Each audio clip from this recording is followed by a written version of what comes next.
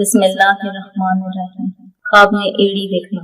हजरत इब्न serine रहमतुल्लाह अलैह ने फरमाया है, ख्वाब में पाँव की एड़ी कारोबार के इंतजाम और आदमी की कमाई पर दलील है।